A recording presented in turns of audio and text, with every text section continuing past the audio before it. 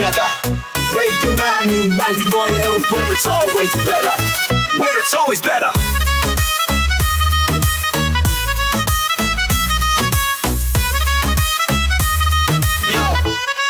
Yo. सुबह का सूरज या शाम का रंग, we bring you joy हर जुबान का धन. Community की बात हम हैं आपके साथ, let's spread the love, चलो मिल के साथ. Tune in, turn up, दिल से बात करो. Radio Manu 92 FM के साथ चलो. Every voice counts, हर लम्हा यहाँ चलो बात करके देखते हैं. Let's all shine on. Yo. Let's all go. सेहत की बात और dreams to share. Radio Manu 92 FM, we're always there. From unity to joy, we bring the light. Every word, every tune makes everything right. Listen up, it's time to unite. Radio Manu 92 FM, shining bright. Dill se suno, we love and care. Chalo baat karke dekhte hain, let's take it there. So come along for the ride. Radio Manu 92 FM, we're by your side. चलो बात करके देखते हैं. Your voice, your guide.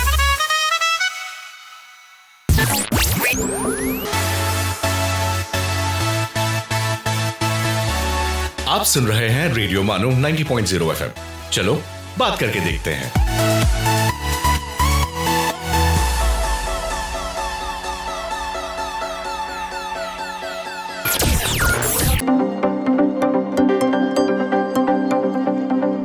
Radio Manu 90.0 FM presenting Money Matters.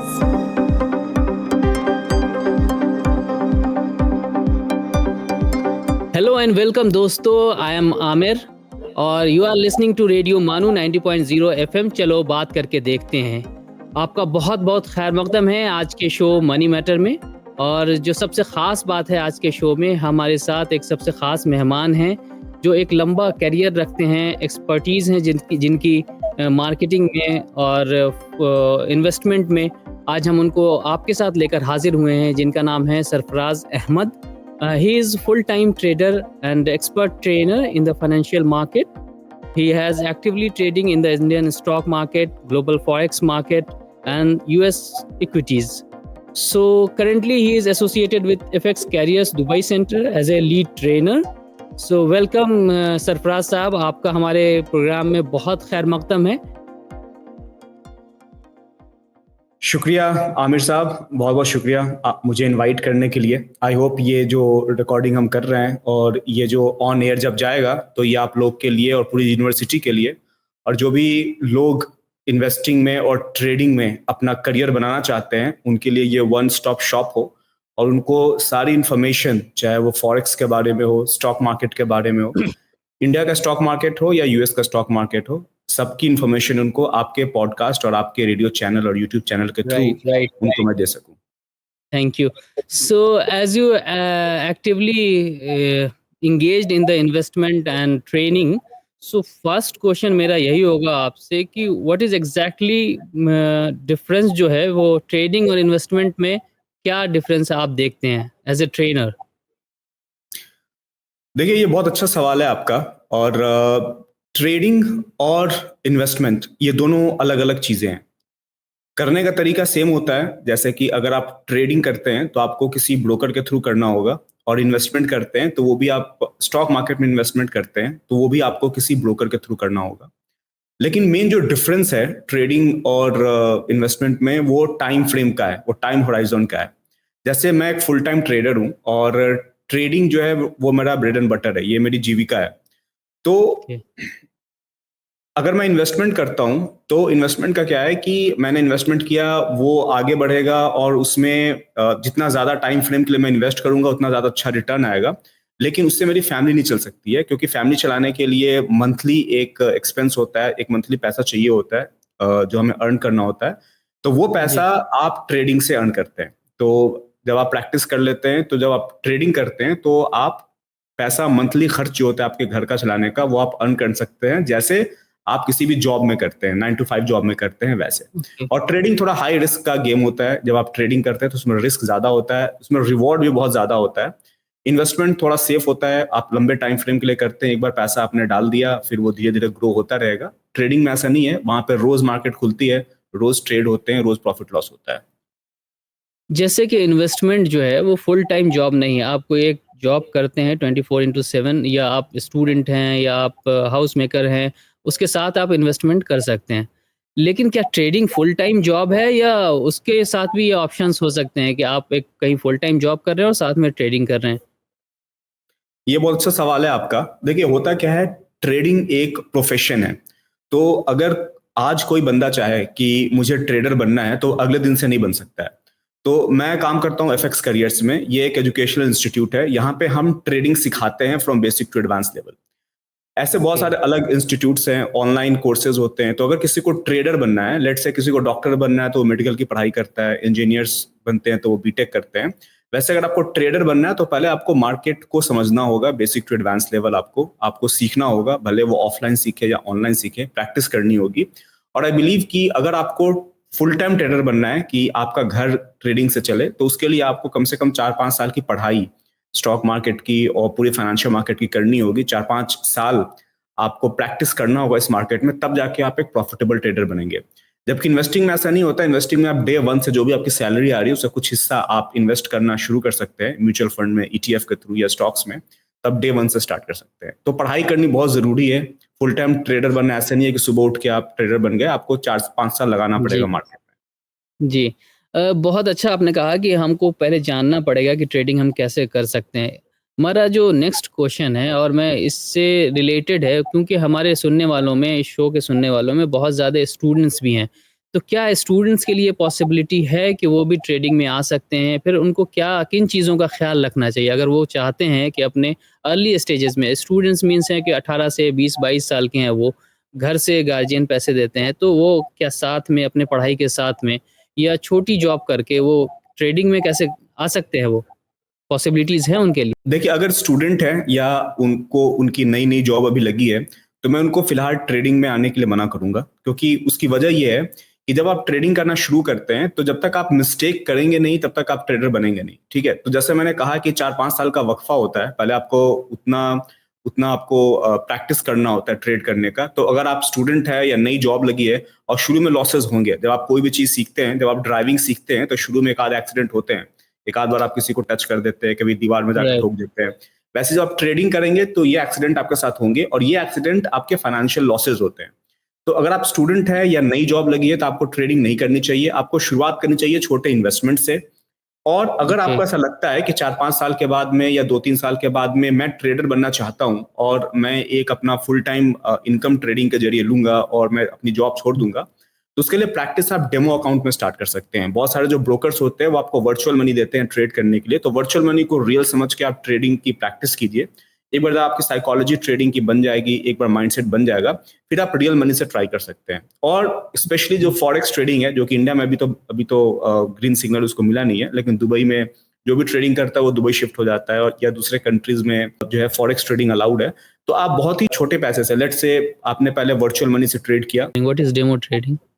Demo trading क्या होता है कि जैसे अगर आपको ट्रेडर बनना है तो आप क्या करेंगे कि अपने किसी भी ब्रोकर के साथ, लेट्स से XYZ एक ब्रोकर है, उसके साथ आपने अकाउंट ओपन किया और वो ब्रोकर आपको कहेगा कि ठीक है आप एक अकाउंट में वर्चुअल मनी डाल देगा, यानी कि वो आपको पूरा फील लेगा कि आप रियल पैसे से ट्रेड कर रहे हो। लेट्स से $1,000, $5,000, $10,000 आपके अकाउंट में वो डाल देगा।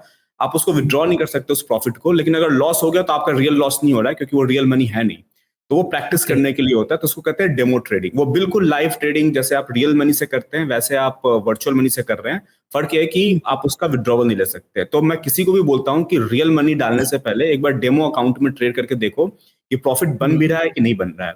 एक चीज यहाँ पे मैं ऐड करना चाहूंगा कि डेमो अकाउंट में प्रॉफिट बनाने का मतलब ये नहीं है कि आप रियल मनी से भी प्रॉफिट बना देंगे, क्योंकि जब आप ट्रेड डेमो अकाउंट से कर रहे होते हैं, वर्चुअल मनी से कर रहे होते हैं, तो आपको पता है कि अगर लॉस हो रहा है तो मेरे पॉकेट से कुछ जा नहीं रहा है। तो आपका इमोशन, ट्रेडिंग साइकोलॉजी बिल्ड नहीं हो रही है।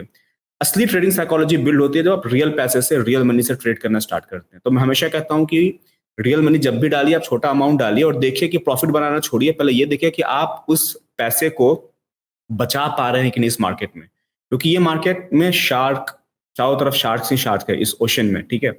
और आपको अपना पैसा बचा अगर आप लेते हैं शुरू में, तो ये आपकी अचीवमेंट हो जाएगी। अगर ऐसा कर पा रहे हैं फिर आप धीरे धीरे अपना ट्रेडिंग का जो कैपिटल है वो बढ़ाइए, लेकिन शुरू आपको डेमो अकाउंट से करना चाहिए। और स्टूडेंट्स को तो मैं बोलूंगा कि शुरू में अर्ली इन्वेस्टमेंट की आदत डालनी चाहिए। जैसे वॉरेन बफेट 11 साल की उम्र से 11 ईयर्स की उम्र से इन्वेस्टमेंट करना स्टार्ट कर दिए। तो स्टूडेंट्स को ये चाहिए कि वो फाइनेंशियल मार्केट को समझे, और इंडियन स्टूडेंट्स है तो वो इंडियन स्टॉक मार्केट में, वो म्यूचुअल फंड में, ईटीएफ के थ्रू, या जो ब्लू चिप स्टॉक्स है जैसे रिलायंस हो गया, अदानी के स्टॉक्स हुए या टाटा के स्टॉक्स हुए, उसमें इन्वेस्टमेंट करना स्टार्ट करें, ताकि उनको एक रियल फील आए मार्केट की कि इन्वेस्टमेंट क्या होता है, कैसे पैसा ऊपर जाता है तो वो ग्रीन में दिखता है, प्रॉफिट होता है, मार्केट जब क्रैश होती है तो लॉस होता है। तो इससे आपकी इमोशन बिल्ड होगी। तो स्टूडेंट्स को काफी इंटरेस्टिंग भी है और रिस्की गेम भी है ये। मैं इससे पहले कि आपसे आगे कुछ क्वेश्चंस करूं, यहाँ पे एक छोटे से वक्फे का टाइम है, हम छोटा सा शॉर्ट ब्रेक लेंगे, फिर वापस आएंगे और ये इंटरेस्टिंग गुफ्तगू आपके साथ जारी रखेंगे सरफराज। दोस्तों कहीं मत जाइएगा, हम जल्द हाजिर होते हैं एक छोटे से ब्रेक के। आप सुन रहे हैं मनी मैटर्स, रेडियो मानू 90.0 एफएम का फाइनेंस एंड कॉमर्स शो।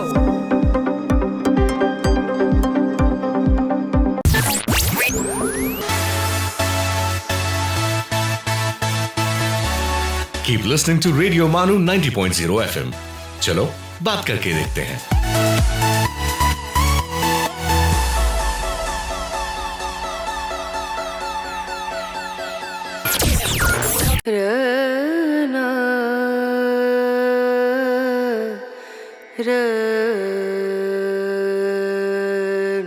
ये है रेडियो मानू 90.0 एफएम। आइए अब सुनते हैं the mindful minute.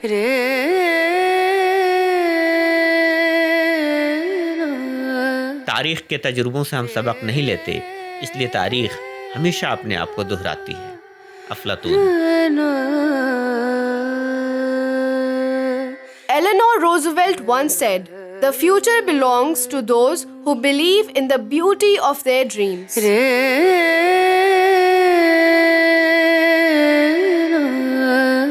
Lokmanya Tilak कहते हैं, कष्ट और विपत्ति मनुष्य को शिक्षा देने वाले श्रेष्ठ गुण हैं। जो साहस के साथ उनका सामना करते हैं वे विजयी होते हैं। This is Radio Manu 90.0 FM. You were listening to the Mindful Minute.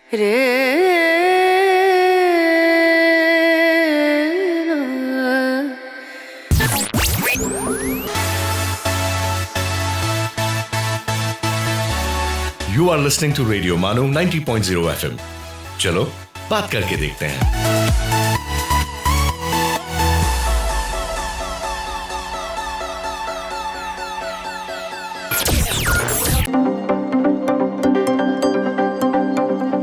आप सुन रहे हैं मनी मैटर्स, रेडियो मानू 90.0 एफएम का फाइनेंस एंड कॉमर्स शो।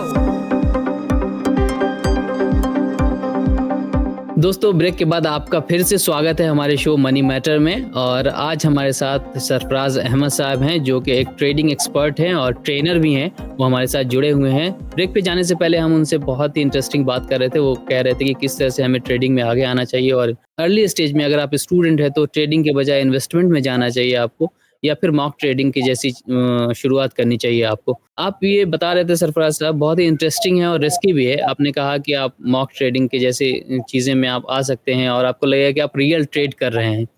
क्या वो रिस्की हो सकता है? कहाँ से शुरुआत कर सकते हैं उस चीज़ की? कैसे, मतलब वो प्लेटफॉर्म कौन सा हो सकता है, और किस तरह की चीज़ें आपको ख्याल रखनी चाहिए जहाँ पे आपका कम से कम रिस्क फैक्टर हो? ये अच्छा सवाल है आपका। और अगर किसी को ट्रेडिंग की शुरुआत करनी है तो जैसे वो डेमो अकाउंट ओपन करते हैं तो कोई भी ब्रोकर के साथ ओपन कर ले। जैसे इंडिया में चूंकि फॉरेक्स बैन है, तो मैं अगर उन ब्रोकर्स का नाम लूंगा तो थोड़ी कंट्रोवर्सी हो सकती है, तो मैं लेना नहीं चाहूंगा। दुबई में सब कुछ अलाउड है, आप फॉरेक्स ट्रेडिंग कर सकते हैं। तो आप गूगल कर सकते हैं, नॉर्मल किसी भी ब्रोकर के साथ में आप अकाउंट ओपन कीजिए और डेमो ट्रेडिंग स्टार्ट कीजिए। आप डेमो ट्रेडिंग करें या फिर रियल पैसे से आप रियल मार्केट में ट्रेडिंग करें। कुछ ट्रेडिंग मिस्टेक्स जो शुरू में जो ट्रेडर्स करते हैं, उसमें जो सबसे पहला मिस्टेक है वो होता है कि उनके पास में कोई ट्रेडिंग प्लान नहीं होता है। वो जैसे आपने बताया कि बहुत हाई रिस्क का ये काम होता है, तो आप जब भी मार्केट में जब ट्रेड करना स्टार्ट करते हैं तो मेक श्योर कि आप अपना रिस्क पहले डिफाइन कर लें, अपना ट्रेडिंग प्लान डिफाइन कर लें। जैसे मैं ट्रेडिंग को लेता हूँ एग्जांपल देता हूँ रियल एस्टेट से। अगर आप रियल एस्टेट में कोई फ्लैट या कोई जमीन खरीदते हैं, आप उस जमीन को खरीदते हैं, आप उसको होल्ड करते हैं, आपका प्लान होता है। अगर आपने बिजनेस पर्पज से लिया हुआ है तो आपने एक्स अमाउंट में लिया, आपको पता है कि वो एक्स प्लस 30% हो जाएगा तो मैं बेच दूंगा। या अगर अजूम कीजिए कि रियल एस्टेट में जमीन का प्राइस नीचे जाता है तो एक पर्टिकुलर लेवल पे अगर प्राइस आ गया तो मैं बेच दूंगा।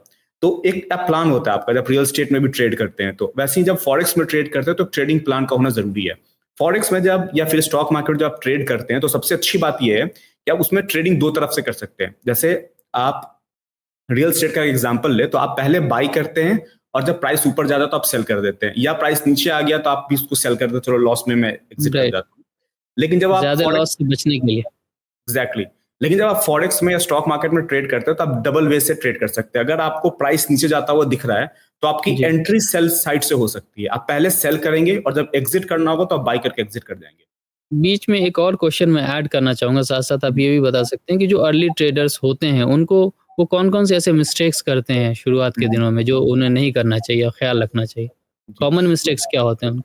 जी, जो पहला मिस्टेक मैंने बताया कि उनके पास में कोई खास ट्रेडिंग प्लान नहीं होता है। दूसरा होता है ओवर ट्रेडिंग, क्योंकि ये लत की तरह होता है। क्योंकि इससे क्या होता है ना, एंडोर्फिन रिलीज होता है। जब आप ट्रेड करते हैं तो आपके अंदर बॉडी के अंदर में केमिकल रिएक्शन होता है, उससे एंडोर्फिन रिलीज होता है। तो एक बार जो ट्रेडिंग करना स्टार्ट करता है वो चाहता है कि वो ज्यादा से ज्यादा ट्रेड करे, ठीक है। तो उसको कहते हैं ओवर ट्रेडिंग। तो लोग ओवर ट्रेड करने लगते हैं, पहले प्रॉफिट कर भी लेते हैं तो फिर वो ज्यादा ट्रेड करते हैं और फिर वो प्रॉफिट भी लॉस में कन्वर्ट हो जाता है। तो ओवर ट्रेडिंग से बचना चाहिए। इसके अलावा क्या होता है, जो बिगिनर्स होते हैं वो बहुत ज्यादा रिस्क लेना स्टार्ट कर देते हैं हर ट्रेड में।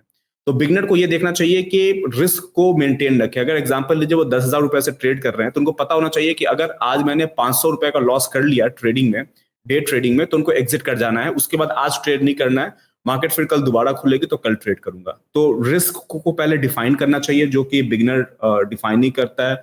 वो ओवर ट्रेडिंग करता है, फिर वो रिवेंज ट्रेडिंग करता है। उसमें होता है कि एक बार लॉस हो गया तो उसको लगता है कि मार्केट उसके दुश्मन है, तो वो सोचते हैं कि अब मैं जो भी लॉस है उसको मैं रिकवर करूंगा। तो वो लॉस को रिकवर करने के लिए और ज्यादा ट्रेड करते हैं और फिर वो लॉस बढ़ता ही जाता है।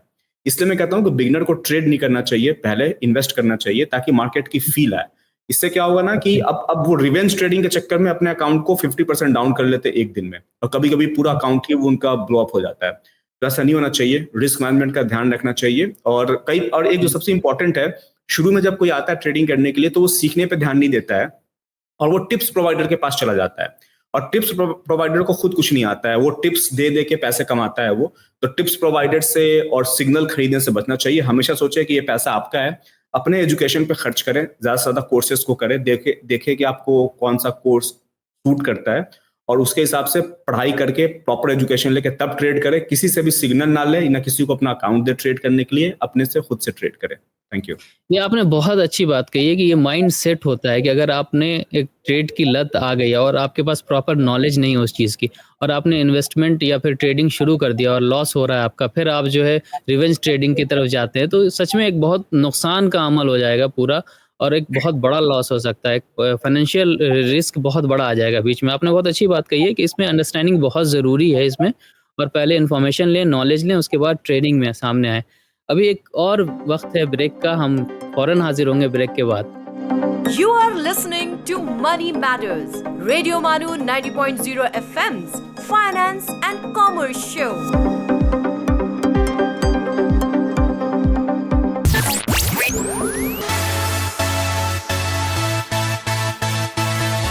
सुनते रहिए रेडियो मानो 90.0 FM। चलो बात करके देखते हैं।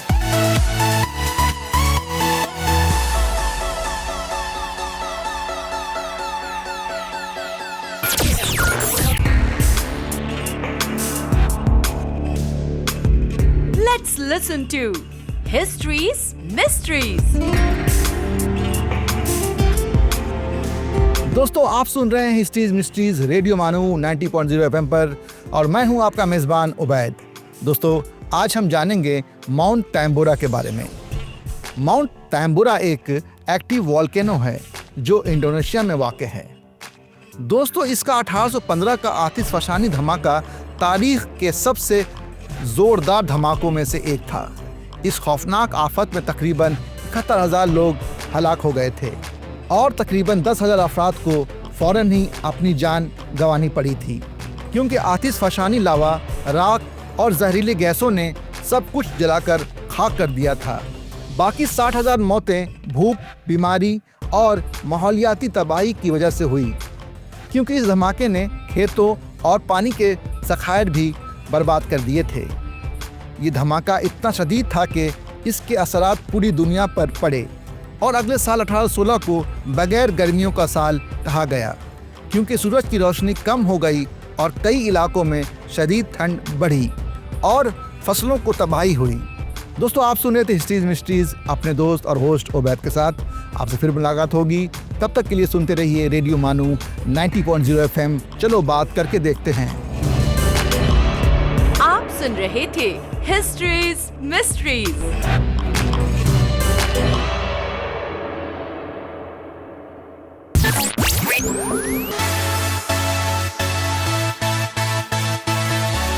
ये है रेडियो मानू 90.0 FM। चलो बात करके देखते हैं। सुनते रहिए रेडियो मानू 90.0 FM।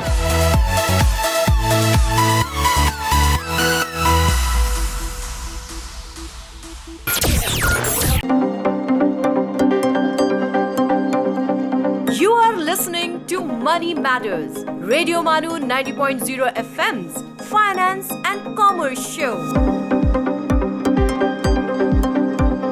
ब्रेक के बाद फिर खैर मकदम है हमारे शो मनी मैटर में दोस्तों। और आज जैसा कि हम बात कर रहे हैं ट्रेडिंग और इन्वेस्टमेंट की, हमारे साथ हमारे एक्सपर्ट सरफराज अहमद हैं। ब्रेक पे जाने से पहले सरफराज, हमने आपसे बात की ट्रेडिंग में किस तरह से ख्याल रखना चाहिए अर्ली ट्रेडर को या बिगनर्स जो होते हैं, और उनको किस तरह से लॉस हो सकता है और वो किस तरह से इससे बच सकते हैं। थोड़ा हमें इन्वेस्टमेंट के बारे में बताएं कि अगर हमें कोई स्टूडेंट है या हाउस वाइफ है, बहुत ज़्यादा नॉलेज नहीं है, लेकिन आज के जो हालात हैं हर कोई चाहता है कि पैसे से पैसा बनाना, तो हम किस तरह से वो इन्वेस्टमेंट करके और सेफ इन्वेस्टमेंट करके वो किस तरह से पैसे को अपना कमा सकता है या बढ़ा सकता है। देखिए, अगर कोई बिगिनर है तो उनको मैं हमेशा कहूंगा कि पहले जो इन्वेस्टिंग करें वो ब्लू चिप स्टॉक में करें। ब्लू चिप स्टॉक उसको बोलते हैं इसका मार्केट कैप बहुत ज्यादा होता है, जैसे रिलायंस हो गया, टाटा हो गया, जो बड़े ग्रुप्स होते हैं, अदानी ग्रुप अभी आपका ब्लू चिप में आ रहा है, या फिर निफ्टी 50 के जो स्टॉक्स है, आप सिंपल गूगल करेंगे कि निफ्टी 50 में कौन कौन से स्टॉक है, उसके स्टॉक्स में शिफ्ट करें। स्मॉल कैप में ना जाए, क्योंकि स्मॉल कैप में क्या होता है कि जब मार्केट गिरती है तो स्टॉक के प्राइस बहुत ज्यादा गिरते हैं और आपका इन्वेस्टमेंट की वैल्यू बहुत ज्यादा स्पीड से नीचे गिरती है। तो ब्लू चिप में जाए, लार्ज कैप में इन्वेस्ट करें और ETF की तरफ जाए, इलेक्ट्रॉनिक ट्रेडेड फंड्स की तरफ जाए या म्यूचुअल फंड की तरफ में जाए। अगर हाउसवाइफ और स्टूडेंट इस तरफ में जाएंगे तो उनका पैसा सेफ भी रहेगा और धीरे धीरे 10% एनुअल के 10% पर एनएम की स्पीड से पैसा ग्रो भी होगा। आपने बताया कि हम किस तरह से ब्लू चिप कंपनीज में इन्वेस्ट कर सकते हैं, लेकिन जो आज के टाइम में जो सबसे बड़ा प्रॉब्लम मुझे लगता है, इतनी सारी एप्स आ गई है जिस पे आप भरोसा करना चाहिए या नहीं करना चाहिए। किन एप्स के थ्रू हम इन्वेस्ट करें या क्या प्रोसेस हो सकता है, हम किस तरह से इन्वेस्ट करें उस चीज। ये अच्छा सवाल है आपका, क्योंकि जैसे फाइनेंशियल एजुकेशन इंडिया में पॉपुलर हो रहा है और सबको एक अपॉर्चुनिटी मिल रही है मार्केट में इन्वेस्ट करने के लिए, तो बहुत सारे स्कैमर भी मार्केट में आ गए हैं। तो मैं सबको बोलूंगा कि एक ब्रोकर है, उसका नाम है जीरोधा, ZERODHA, जीरोधा। आप जीरोधा के वेबसाइट पर जाएंगे तो वहां पे वार्सिटी करके है, यूनिवर्सिटी का जो वार्सिटी होता है, यूनी हटा दीजिए, वार्सिटी करके जब जाएंगे वहां पे, तो वहां पे प्रॉपर एजुकेशनल मटेरियल है, काफी सारा मटेरियल है, आप उसको पढ़ सकते हैं, वहां से आपको काफी नॉलेज आएगी। और दूसरी बात क्या है कि जो भी ब्रोकर आप चूज करें तो आप अपने बैंक का ब्रोकर चूज कर सकते हैं। जैसे HDFC बैंक में आपका अकाउंट है तो HDFC सिक्योरिटीज चूज कर सकते हैं, ICICI का चूज कर सकते हैं, एक्सिस बैंक या कोटक का चूज कर सकते हैं और उनके थ्रू आप इन्वेस्ट कीजिए। उसके अलावा इंडिया में जैसे जीरोधा है, अपस्टॉक्स है, एंजल है, ये भी सही है, लेकिन इससे ज्यादा नीचे वाले ब्रोकर के पास मत जाइए, क्योंकि कई बार होता है कि वो पैसे लेकर जो है डिफॉल्ट कर सकते हैं, तो ऐसा नहीं करना चाहिए। तो ये सारे सेफ हैं, बैंक के साथ इन्वेस्ट कीजिए, बैंक का अपना ब्रोकिंग फर्म भी होता है, उनके थ्रू आप ब्लू चिप में इन्वेस्ट कर सकते हैं। और शुरू में हमेशा ध्यान रखिए कि निफ्टी 50 के स्टॉक्स में इन्वेस्ट करें ताकि आपका पैसा सेफ रहे। फाइनेंशियल फ्रॉड्स जो है आजकल बहुत ज़्यादा ही बढ़ते जा रहे हैं। आप क्रिप्टो करेंसी के नाम पे हो या इन्वेस्टमेंट के नाम पे हो, बहुत ज़्यादा ही आ गए हैं मार्केट में। तो उससे बचने के लिए या फिर क्रिप्टो करेंसी और इन्वेस्टमेंट में आप करने से पहले किस तरह से रिसर्च करना चाहिए, किन स्टेजेस से गुजरना चाहिए, कौन से रिसोर्सेज लेने चाहिए हमको रिसर्च के दौरान? देखिए, सबसे पहले अगर आप क्रिप्टो करेंसी में जाना चाहते हैं तो शुरू में आपको जाने से मना करूंगा। पहले मैं शुरू में हमेशा बोलूंगा स्टूडेंट्स को कि पहले वो स्टॉक्स पे फोकस करें। एक बार जब आप क्रिप्टो करेंसी में जाते हैं तो सबसे पहले ये समझिए क्रिप्टो करेंसी है क्या। तो आप उसी क्रिप्टो में इन्वेस्ट करेंगे जो किसी न किसी टेक्नोलॉजी के साथ में बैक्ड है। जैसे एग्जांपल लीजिए, जो बिटकॉइन है वो ब्लॉकचेन टेक्नोलॉजी पे है, इथीरियम है उसकी अपनी टेक्नोलॉजी है, सोलाना की सोलाना टेक्नोलॉजी है। तो जब आप क्रिप्टो करेंसी में इन्वेस्ट करते हैं तो आप क्रिप्टो करेंसी में इन्वेस्ट नहीं कर रहे होते हैं, आप उसके पीछे की टेक्नोलॉजी में इन्वेस्ट कर रहे होते हैं। ठीक है, कई बार होता है क्या है कि लोग समझते नहीं। जैसे मैं अपने ऑफिस में एग्जांपल दूंगा, जो लोग डिजिटल मार्केटिंग में काम करते हैं, अभी एक नया कॉइन आया था जब ट्रम्प सेकंड बार प्रेसिडेंट बने थे, ट्रम्प कॉइन, और वो मीम कॉइन है। जैसे डॉज कॉइन ये मीम कॉइन है, शिबा इनू ये मीम कॉइन है। मीम का मतलब ही होता है मजाक, लेकिन जो क्रिप्टो इन्वेस्टर होते हैं उनको ये नहीं पता है कि ये मीम कॉइन है, इसके पीछे कोई फंडामेंटल नहीं है, इसके पीछे कोई टेक्नोलॉजी नहीं है, ये किसी दूसरे का प्लेटफॉर्म यूज करके इन्होंने अपना मीम कॉइन लॉन्च किया है। कल को आप अपने यूनिवर्सिटी का भी कॉइन लॉन्च कर सकते हैं, लेकिन उसके पीछे कोई टेक्नोलॉजी नहीं है। वो यूनिवर्सिटी किसी टेक्नोलॉजी को लेके अपना कॉइन लॉन्च कर सकती है, या मैं अपना या आप अपना कॉइन लॉन्च कर सकते हैं। तो हमेशा इस बात का ध्यान देना चाहिए कि आप किसी टेक्नोलॉजी में इन्वेस्ट कर रहे हैं, अगर आप क्रिप्टो में इन्वेस्ट करना चाह रहे हैं तो, और किसी बड़े प्लेटफॉर्म के थ्रू जा रहे हैं। जैसे एग्जांपल लीजिए, क्रिप्टो में इन्वेस्ट करने के लिए बाइनेंस है, आप बाइनेंस के थ्रू जा रहे हैं। ठीक है, तो मीम कॉइन में इन्वेस्ट करना है। इसमें एक सवाल होगा मेरा कि इंडिया में क्या लीगल है क्रिप्टो करेंसी या बिटकॉइन, क्योंकि बहुत सारी चीजें हैं जिस पे अभी तक कोई ऐसा गवर्नमेंट के रूल्स नहीं आए हैं, या कई सारी चीजें हैं जो इन्वेस्टमेंट में आप अभी नहीं जा सकते हैं लीगली। जी, तो फॉरेक्स ट्रेडिंग इंडिया में इलीगल है, फॉरेक्स ट्रेडिंग नहीं कर सकते हैं, लेकिन क्रिप्टो करेंसी में आप इन्वेस्ट कर सकते हैं। जो पिछला बजट आया था उसमें क्लियर कहा गया था कि आप क्रिप्टो करेंसी में इन्वेस्ट करेंगे, ट्रेड भी कर सकते हैं, जो भी प्रॉफिट आप बनाएंगे उसका 30% सीधा गवर्नमेंट को टैक्स जाएगा। ठीक है, तो गवर्नमेंट ने इसको ग्रे एरिया में रखा है। आप 100 रुपए भी प्रॉफिट बनाते हैं, कोई थ्रेशोल्ड नहीं है मिनिमम प्रॉफिट का, 30% गवर्नमेंट ले लेगी। लेकिन बात यह है कि अगर आप इंडिया में रहकर क्रिप्टो करेंसी में ट्रेड कर रहे हैं या इन्वेस्ट करके पैसा बना रहे हैं तो उससे कुछ खास फायदा होने वाला नहीं है। आप कुछ भी बनाएंगे उसका 30% गवर्नमेंट ले लेती है, तो एक तो प्रॉफिट होता नहीं है, जो प्रॉफिट बन रहा है उसका 30% गवर्नमेंट ले रही है, तो कुछ बहुत ज्यादा प्रॉफिटेबल है नहीं। इसलिए लोग इंडिया में जो ट्रेडर्स हैं, चाहे वो क्रिप्टो के ट्रेडर हो या फॉरेक्स के ट्रेडर हो, आप देखेंगे कि वो सब दुबई, मलेशिया और हांगकांग की तरफ शिफ्ट कर रहे हैं ताकि वो टैक्स से बच सके। ये कुल मिला के जो अभी आपसे बातें हुई हैं, trading is not an easy अमल, हर कोई ट्रेडिंग में नहीं जा सकता है। तो इन्वेस्टमेंट एक ऐसा ऑप्शन बचता है जो स्टूडेंट्स हो या फिर होम मेकर हो या फिर जो छोटे कारोबारी हैं, वो इन्वेस्टमेंट में अपने पैसे को लगा सकते हैं।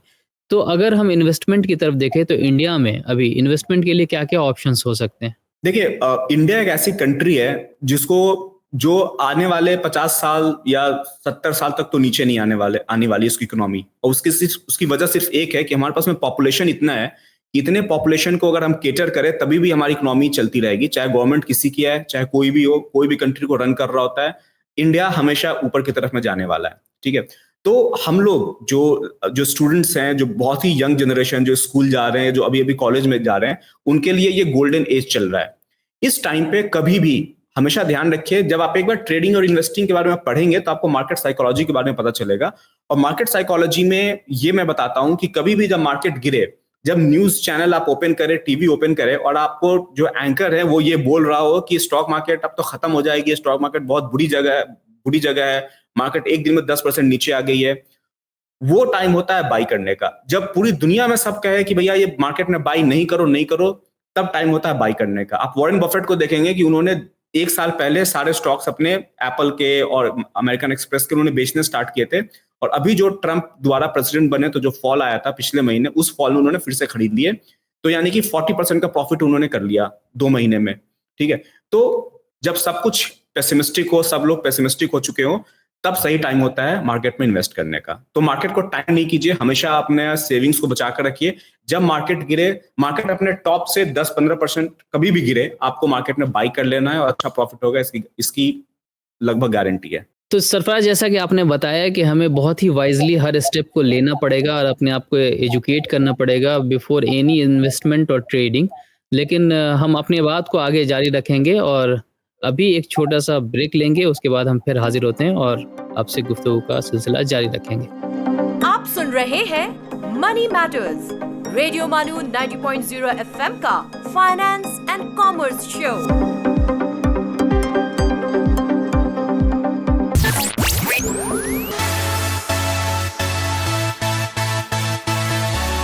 Keep listening to Radio Manu 90.0 FM. चलो बात करके देखते हैं।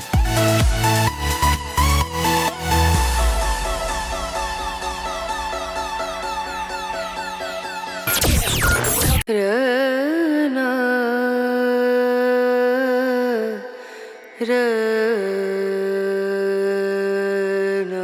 है रेडियो मानू 90.0 एफएम। आइए अब सुनते हैं the mindful minute.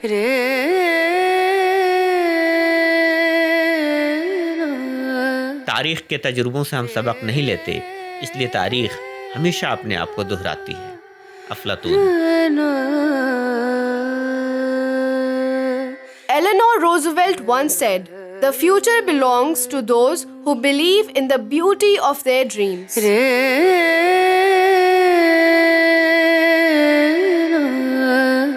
Lokmanya Tilak कहते हैं, कष्ट और विपत्ति मनुष्य को शिक्षा देने वाले श्रेष्ठ गुण हैं। जो साहस के साथ उनका सामना करते हैं वे विजयी होते हैं।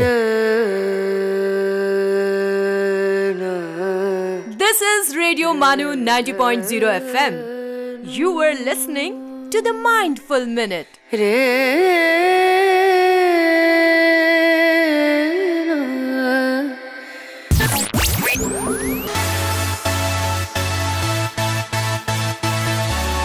You are listening to Radio Manu 90.0 FM. चलो बात करके देखते हैं।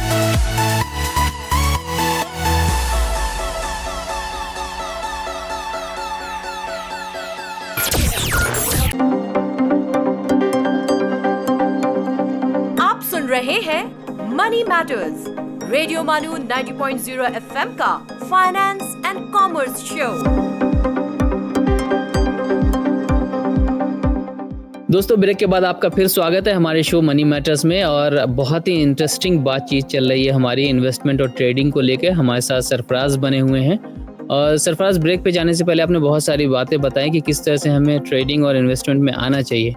इंडिया में आजकल पिछले कुछ दिनों से जो है SIP को लेके बहुत ज़्यादा चर्चा हो रही है। बहुत ज़्यादा मार्केट SIP का है। वो असल में क्या है SIP, जिसके बारे में हम जान सकते हैं और उसमें इन्वेस्ट कर सकते हैं? SIP के बारे में अगर मैं बताऊं तो इसका मतलब होता है, SIP का मतलब होता है सिस्टमेटिक इन्वेस्टमेंट प्लान। तो एग्जांपल लीजिए, जैसे कुछ लोग होते हैं जो 9 to 5 जॉब में हैं और वो बहुत बिजी रहते हैं, वो मार्केट को ट्रैक नहीं कर सकते। तो वो क्या करते हैं कि वो अपनी सैलरी से कुछ हिस्सा हर महीने स्टॉक मार्केट में इन्वेस्ट कर देते हैं। जिन लोगों को ये पता नहीं है कि किस स्टॉक में इन्वेस्ट करना है, कब सही टाइम में इन्वेस्ट करने का, तो वो क्या करते हैं कि वो हर महीने पैसा किसी SIP वाले कंपनी को, किसी म्यूचुअल फंड में SIP के थ्रू पैसा डालना स्टार्ट करते हैं कि हर महीने मैं लेट से 10,000 15,000 जो भी उनकी सेविंग्स है वो मैं इस म्यूचुअल फंड को देता हूँ।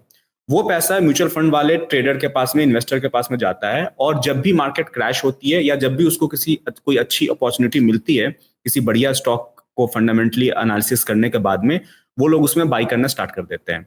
तो पैसा आपका होता है, लेकिन आपके बिहाफ पे कोई दूसरा आपके पोर्टफोलियो के हैंडल कर रहा होता है। लेकिन मैं ये कहता हूं कि अगर आप थोड़ा टाइम मार्केट में, महीने में 2-3 घंटे अगर मार्केट को दे और थोड़ा बहुत ट्रेडिंग के बारे में और इन्वेस्टिंग के बारे में सीख जाए, और पैसे और खुद के अंदर ये साइकोलॉजी हो, खुद के अंदर ये इमोशनली आप इतने स्ट्रांग हो कि आपके अंदर ज्यादा लालच या ज्यादा फियर ना हो, तो आप SIP से ज्यादा पैसा आप खुद से इन्वेस्टिंग के थ्रू कमा सकते हैं। जैसे एग्जांपल लीजिए, जब भी आप अपना पैसा SIP के थ्रू म्यूचुअल फंड में डालते हैं, तो इस बात का ध्यान रखिए कि वो म्यूचुअल फंड अगर 100 रुपए प्रॉफिट बनाती है किसी आपके इन्वेस्टमेंट से, 50-60% आपको मिलता है, बाकी म्यूचुअल फंड खुद रख लेता है। SIP करने से म्यूचुअल फंड वाले ज्यादा अमीर होते हैं, आप अमीर नहीं होते हैं। तो लेकिन ये एक सेफ डोर है, मतलब जिनको बहुत ज्यादा नहीं पता है इन्वेस्टमेंट के बारे में और उनके पास कुछ पैसे हैं जो वो इन्वेस्ट कर सकते हैं, तो this is the safe door जहां वो इन्वेस्ट करके कुछ अर्न कर सकते हैं। बिल्कुल। या फिर वो ये कर सकते हैं, जैसे मैंने कहा कि इंडिया के जो टॉप 10 कंपनीज है, सिंपल गूगल कीजिए कि निफ्टी के टॉप 10 कंपनीज कौन कौन सा है, और जब भी मार्केट गिरे, जिस दिन मार्केट में बहुत ज्यादा गिरावट हो, उस दिन उन टॉप 10 कंपनीज को खरीदना स्टार्ट कर दीजिए। इससे फायदा क्या होगा, आपको पता है कि ये टॉप 10 कंपनी कभी बैंकरप्ट नहीं होने वाली है। अगर ये बैंकरप्ट होगी तो म्यूचुअल फंड वाले भी इसी में इन्वेस्ट करते हैं, तो उनका भी लॉस होगा। ठीक है, तो आप खुद से भी अगर इन्वेस्ट करना चाहे तो SIP से ज्यादा पैसा कमाएंगे। लेकिन जो लोग बहुत बिजी हैं, जो इस माथापच्ची में नहीं पढ़ना चाहते, उनके लिए SIP बेस्ट है, ये मैं हमेशा कहूंगा, क्योंकि सब लोग का इन्वेस्ट स्टॉक मार्केट की तरफ होता नहीं है, सबका इंटरेस्ट नहीं होता है। जिनका इंटरेस्ट है वो खुद कर सकते हैं, वरना SIP इज द बेस्ट। आपने बहुत सही कहा सरफराज कि अपना अगर थोड़ा सा आपके अंदर इंटरेस्ट है, नॉलेज है या आप रिस्क ले सकते हैं तो खुद ही इन्वेस्ट करना चाहिए। इस पे हम डिटेल में आपसे फिर से बात करेंगे किसी और एपिसोड में कि हम स्टेप बाय स्टेप किस तरह से हम जा सकते हैं इन्वेस्टमेंट करने के लिए। फिलहाल हमारे शो का टाइम खत्म होने वाला है और आपने बहुत सारी बातें बताई हैं आज हमारे सुनने वालों को। लास्ट में जाते-जाते हम ये आपसे पूछना चाहते हैं कि जो लोग अपने पैसे को, मनी को जो इन्वेस्ट करते हैं, खोने से जो डरते हैं या उनको एक सिंड्रोम होता है कि पैसे बर्बाद होने का, उनके लिए आप क्या कहना चाहेंगे? बस आखिरी। हम जब ह्यूमन बीइंग, हमारा जो साइंटिफिक नेम है वो होमो सेपियंस सेपियंस है, ठीक है? होमो सेपियंस सेपियंस हमारा साइंटिफिक नेम है। जब हम इवॉल्व हो रहे थे, जब हम बहुत पहले होमो सेपियंस इवॉल्व हो रहा था, तो और भी बहुत सारी स्पीसीज थी। नियोडेंथरल था, या फिर आप गूगल करेंगे बहुत सारी स्पीसीज होमो सेपियंस के साथ में ग्रो कर रही थी। लेकिन किसी वजह से किसी का सर ज्यादा बड़ा था, किसी की बॉडी ज्यादा बड़ी थी, वो नेचर के साथ एडजस्ट नहीं कर पाया, तो वो सारी स्पीसीज खत्म हो गई और हम होमो सेपियंस सेपियंस बच गए। उसकी वजह सिर्फ उसके पीछे की जो सबसे इंपॉर्टेंट वजह है वो ये है कि होमो सेपियंस के अंदर में दो इमोशन था, एक था फियर और एक था ग्रीड। फियर मतलब डर, हम डरते थे किससे? आग से डरते थे, जो कि अच्छी बात है, डरना चाहिए। हम शेर से, डायनासोर से डरते थे उस जमाने में, तो हम जब भी उनको देखते थे हम छिप जाते थे, तो हम हमेशा डरते हैं, ठीक है? और ये डर हमें जिंदा रखने के लिए जरूरी है। वैसे ही जो है ग्रीड है, तो जब भी हम देखते थे कि कुछ ज्यादा फ्रूट्स हैं कहीं पेड़ पे या एक बड़े जानवर का शिकार कर लिया, तो उसके गोश्त को या फिर जो फ्रूट्स है उसको हम सेव करके रख लेते थे, तो हम गैदरर्स भी थे, ठीक है? तो हम ग्रीड करते थे, तो ग्रीड की वजह से हम जो है खाना बचा कर रखते थे कल के लिए। तो फियर और ग्रीड सरवाइव करने के लिए बहुत जरूरी है, और ये सारे ह्यूमन में ये फैक्टर पाया जाता है। स्टॉक मार्केट भी फियर और ग्रीड से चलता है, ठीक है? तो अब आप अगर स्टॉक मार्केट में इन्वेस्ट कर रहे हैं तो ये फियर और ग्रीड होगा। ये सवाल कहना है कि जो लोग डरते हैं, सब डरते हैं, वॉरेन बफेट भी डरता है, मैं भी डरता हूं, जो भी मार्केट में आएगा वो डरेगा, लेकिन ये पूरी दुनिया फियर और ग्रीड पे चल रही है। तो अगर आपके अंदर में फियर और ग्रीड है, इसका मतलब आप सही डायरेक्शन में जा रहे हैं। हमेशा याद रखिएगा कि इंडिया के बारे में हमेशा जो है आप पॉजिटिव रहिए। Indian stock market plus India हमेशा ऊपर जाने वाला है, और ये ह्यूमन साइकोलॉजी है, इसके साथ हम अपनी जिंदगी जीते हैं। स्टॉक मार्केट में भी यही दो चीजें, फियर और ग्रीड, इंपॉर्टेंट रोल प्ले करती है। कैसे हम फियर और ग्रीड को सबसाइड करके और इसके ऊपर जो है अपना जो है बढ़िया ट्रेडिंग और इन्वेस्टमेंट का डिसीजन ले सके, यही हम स्टॉक मार्केट में पढ़ाई करते हैं। Thank you.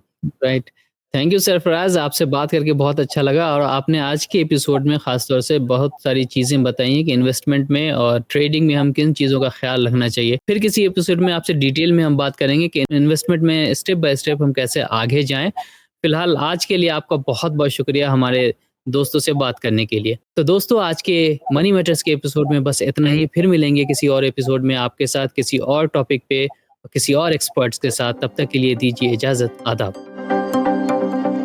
You are listening to Money Matters on Radio Manu 90.0 FM. चलो बात करके देखते हैं।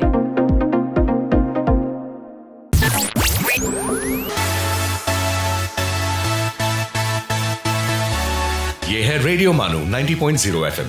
चलो बात करके देखते हैं।